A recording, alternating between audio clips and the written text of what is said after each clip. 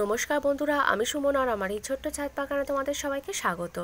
আর এই পিটুনিয়া ফুলগুলো যখন একসঙ্গে ফোটে দেখতে কিন্তু দারুণ লাগে, ছাদটাকে পুরো আলো করে রাখে।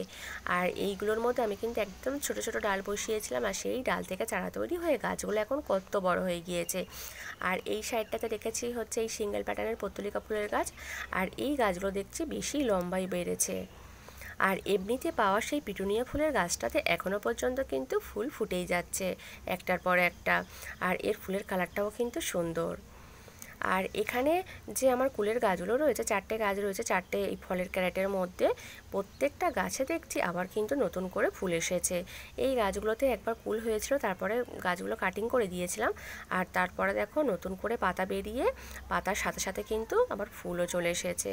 আর এখানে এই দেখো একটা ছোট্ট মতো কিন্তু কুলও ধরেছে।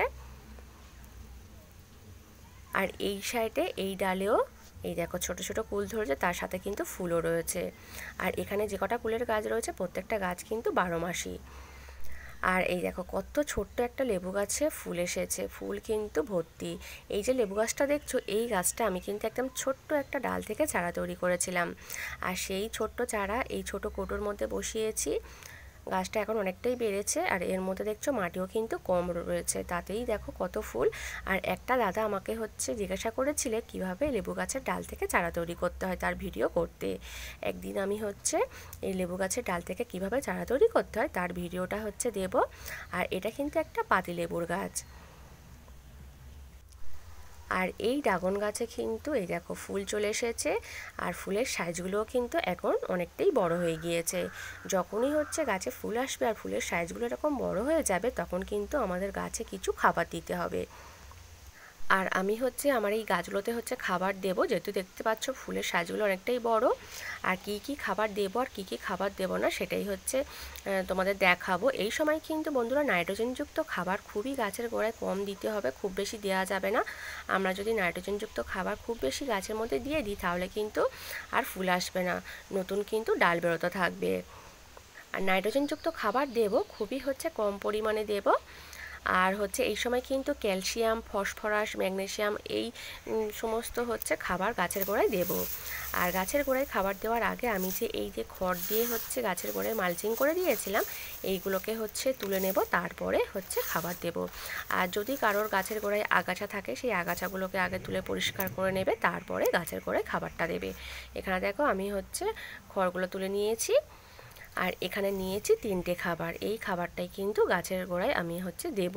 এটা হচ্ছে হাড়ের গুঁড়ো, আর এটা হচ্ছে শিম চাচা, আর এই সাদাটা দেখতে পাচ্ছ এটা হচ্ছে বোরন। বোরনটা নিয়েছি আমি কিন্তু 1 চামচ, খুব বেশি দেওয়া যাবে না বোরনটা।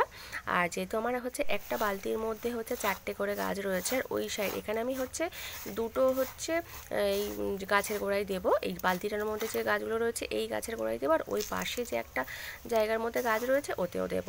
আর দেখো আমি ভালো করে মিশিয়ে হচ্ছে ওপর থেকে খাবারটা দেখো দিয়ে দিলাম।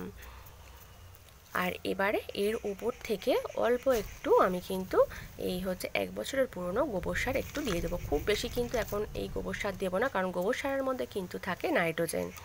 আর খুব বেশি যদি এখন হচ্ছে গাছের গোড়ায় গোবর সার দিয়ে দিই তাহলে কিন্তু আর ফুল আসবে না, গাছ থেকে নতুন হচ্ছে ডাল বেরোতে থাকবে। দেখো শুধু হচ্ছে খাবারগুলোকে আমি একটু ঢেকে দিয়েছি একদম অল্প পরিমাণে গোবর সার দিয়ে। আর এবারে জল দিয়ে দেবো। আর এই হাড় গুঁড়ো, শিম চাচা এগুলোর মধ্যে কিন্তু ফসফরাস, ক্যালসিয়াম রয়েছে। আর এবারে এর উপর থেকে এই খড়গুলোকে দিয়ে দেবো।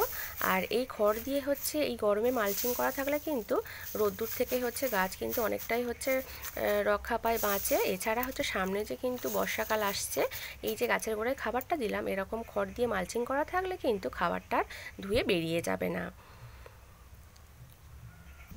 আর আমার এই সাইডে এই যে গাছগুলো রয়েছে এই গাছগুলোতে কিন্তু এখনও কোনো ফুল আসেনি, যেহেতু এইগুলো আমি হচ্ছে ওই দিকে যে পুরোনো গাছ দেখলে ফুল এসেছে ওখান থেকেই ডাল কাটিং করে এইগুলো করেছি, তাই এই গাছগুলোতে হয়তো ফুল দেরিতে আসছে।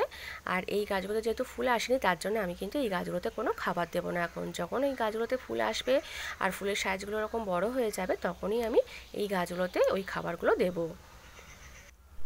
আর তোমাদের হচ্ছে যাদের যাদের গাছে এরকম হচ্ছে ফুল এসে গিয়েছে আর ফুলের সাইজগুলো এরকম বড় হয়ে গিয়েছে, এই সময়ই হচ্ছে গাছের গোড়ায় খাবারটা দিয়ে দাও, তাহলে এই ফুল থেকে যে ফলটা হবে ফলের সাইজটা কিন্তু অনেকটাই বড় হবে।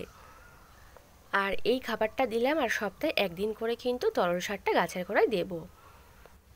আর এই সাইডে এই যে জায়গাটা রয়েছে এটার মধ্যেও খাবার দিয়ে দিয়েছি। আর এই ডালটাতে হঠাৎ করে একটা ফুল দেখতে পেলাম, এই দেখো ফুল হয়েছে ছোট মতো। আর আজ কিন্তু বন্ধুরা এই পর্যন্ত, টাটা বাই।